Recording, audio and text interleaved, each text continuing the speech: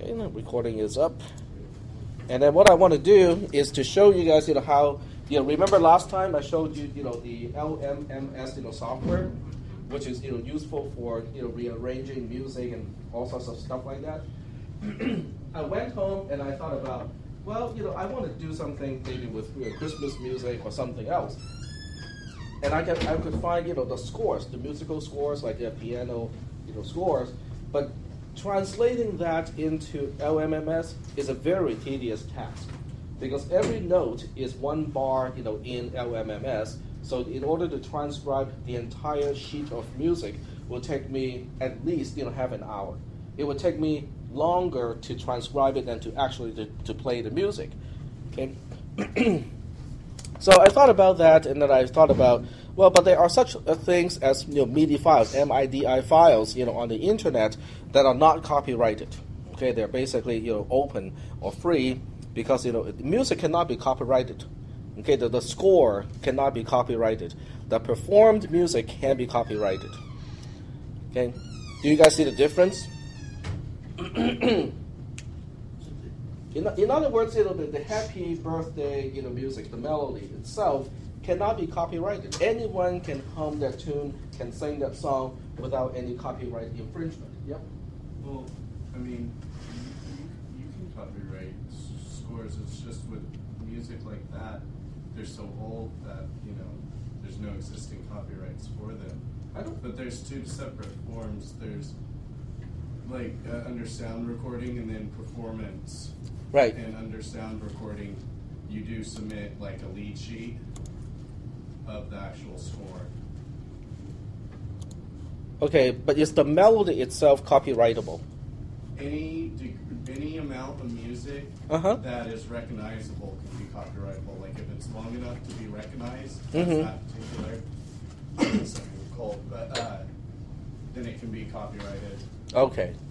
But there are fair use, uses too, Yeah, anything that's any degree of older, okay. Or just like before the current process is completely open, and that's more like why it has no copyright is because it's so old that those parties don't have interest anymore, basically, and the copyrights just either lapsed or a lot of the time even just copyrights that were some will just lapse.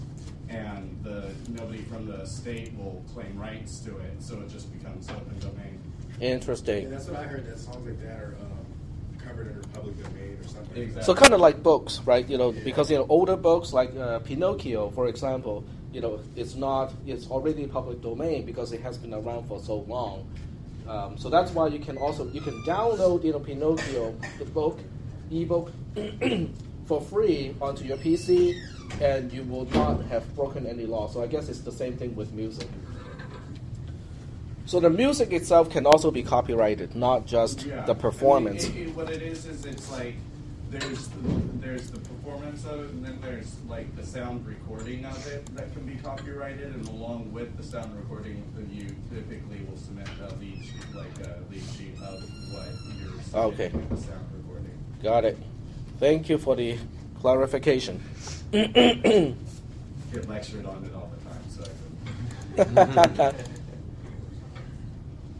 I mean, from your music classes? From the music business and commercial music programs. I see. Very good.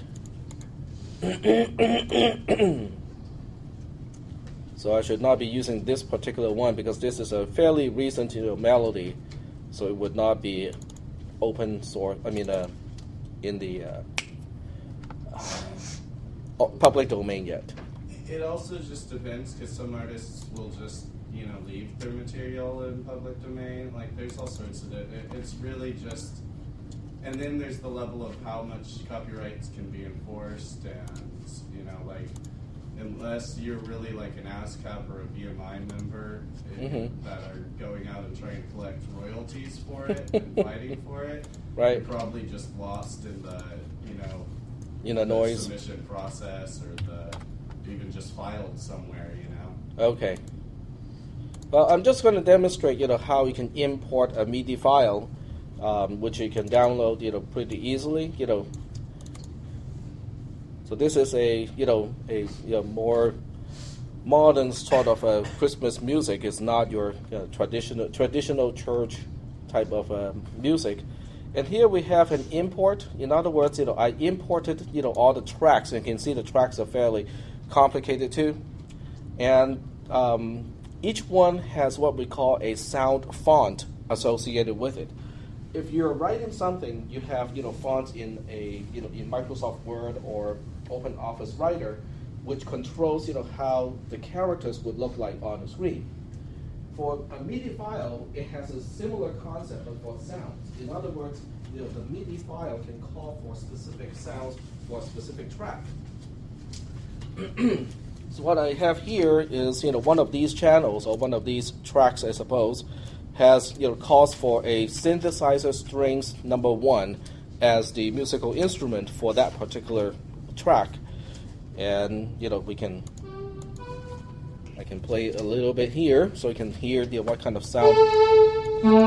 That's the sound for that particular track. And in this case, this is a fairly complicated MIDI file because it has many different tracks and also automation tracks. So we'll go ahead and give it a try. I have not tried this before, so we'll go ahead and give it a try and see what it sounds like.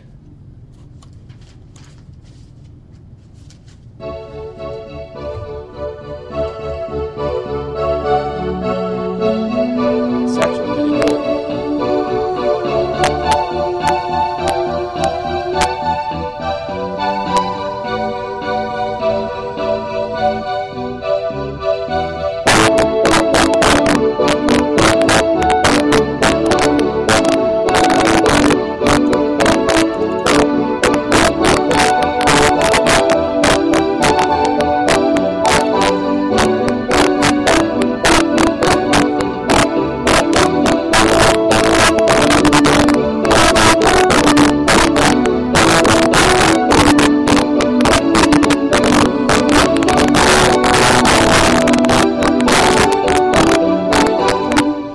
So basically, it has all the instruments and all the melodies and also the rhythms already included in a single MIDI file. And the difference between downloading this and versus the actual performance from Wham, or is it Caseta, the other artist, George Michael. I think EMI owns the rights to that one. EMI. Now, who wrote the music? I'm not sure, but I think the most common version that people play is either from Wham or Caseta, Casada. I only know it from Wham. So I only know it from Wham, but okay. Not from Wham. I think Wham is actually this is a fairly famous tune from Wham. But you can actually rearrange the music if you want to. When you have basically this is the source code of the music itself, and you can change the instruments. You can basically just look at one of the tracks here and say I don't want to use synthesizer string number 1, and you can go ahead and change it to say synthesizer string 2, and try that and see whether there's a difference in terms of the sound. You can also change the settings here, all the other music settings, and obviously I would not be the right person to ask about stuff like that. We have a resident expert in stuff like that here.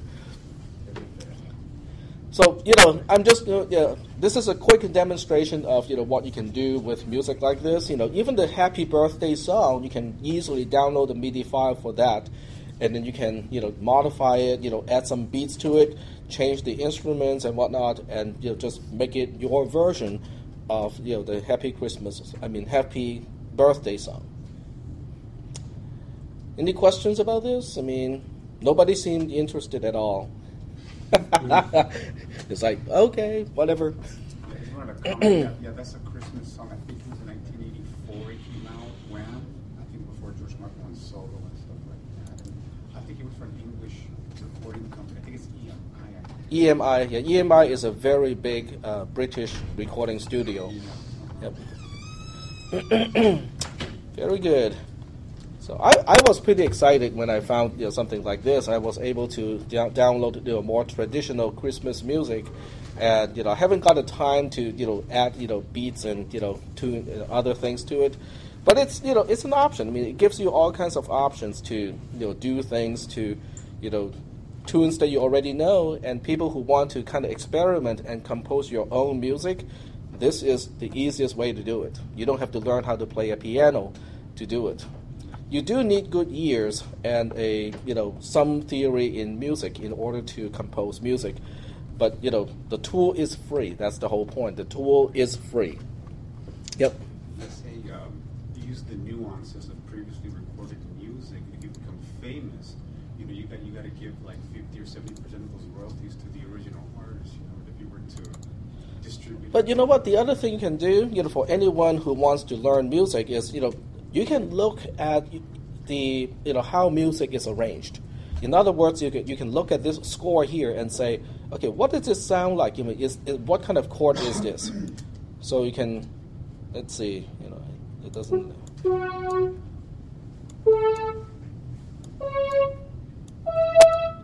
I think that's a minor arpeggio, a minor chord.